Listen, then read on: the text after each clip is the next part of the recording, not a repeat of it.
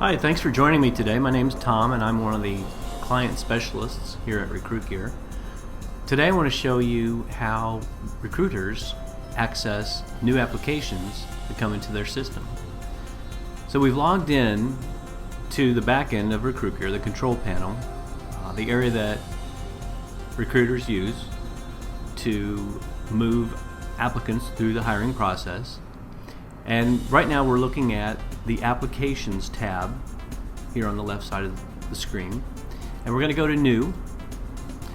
And the first thing that the recruiter will see is a list of brand new applications that have come in, possibly overnight, and that haven't started through the system, the processes that the recruiter will use to hire. So let's take a look at one.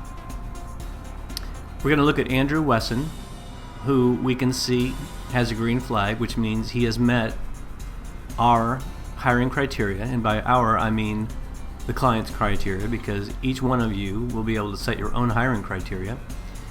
We see a Dave Matthews and a Mark Sanders who have not met every criteria.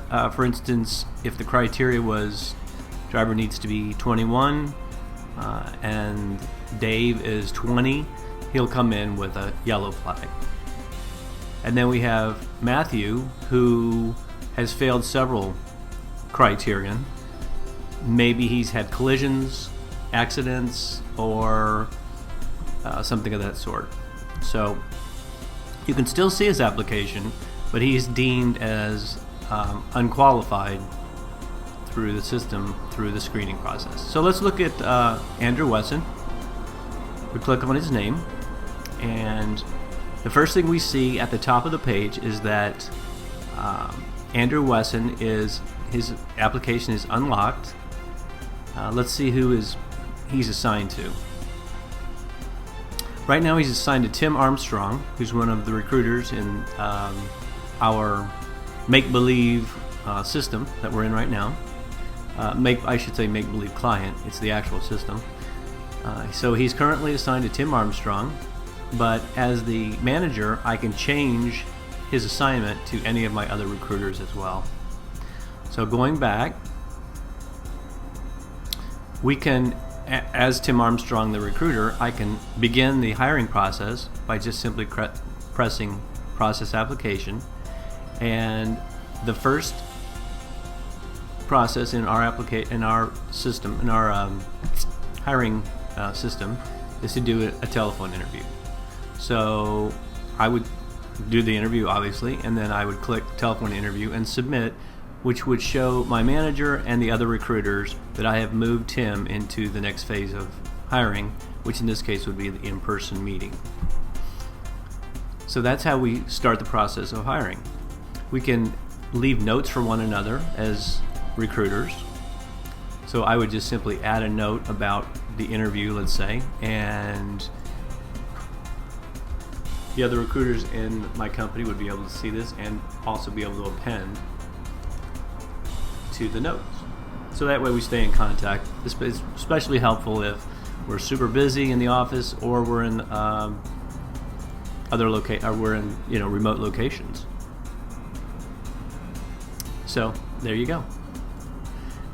If this gentleman, Andrew, is not exactly what we're looking for today, but we want to reevaluate him, let's say in 12 months, I would just click Archive for Future, and I would say, let's go to a year from today, and take another look at him then. Okay, so now he has been moved to the Archive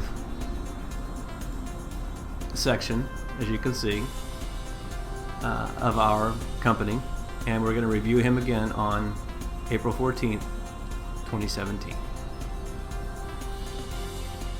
So let's go back to another person in New, and so we can continue to look at the features here.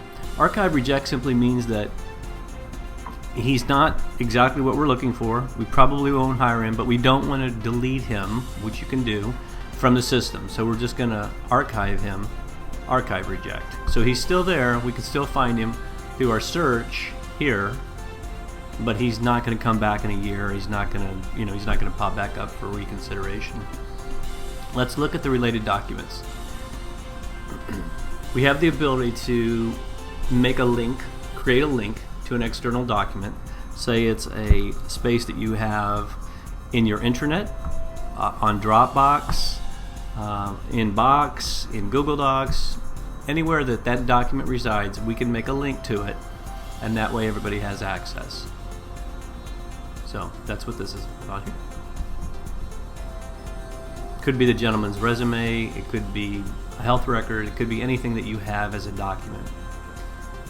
Let's go to the application log, which shows who's been working with this gentleman, and right now again it's Tim. And this could be a whole string of people depending on if your phases are handled by different recruiters. The next one down, drug and alcohol testing release. These are forms that you will need to send to their former employers, and as you can see, they're pre-filled. And he's agreed to, through the application, he has agreed to your sending these documents, printing them out, or emailing them to the former employer to be completed.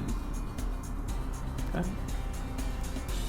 So we have drug and alcohol testing, drug and alcohol release, and accident history. All the forms that you'll need for verification. With tags, we can create search terms. Let's say we for instance, here we go, summer help, part-time, nights, likes the polka, you name it, you can put a tag in for Michael, and then when we go to search, we can just search by polka, and then Michael would come back as well as anybody else that you've used that tag for. So tags is a really handy way to group and to find drivers that are in your database. Below that is Michael's complete application. Every single tab that he filled out, and he filled them all out, is here for you to see. And if you decide you want to print this, this prints through your browser. This prints as one continuous document, not each tab, but it's separated by the tabs, but it is one complete printout. So you don't have to print personal, print general, print employment is what I'm saying. You can just press print, you'll get the entire application. So that's the new tab.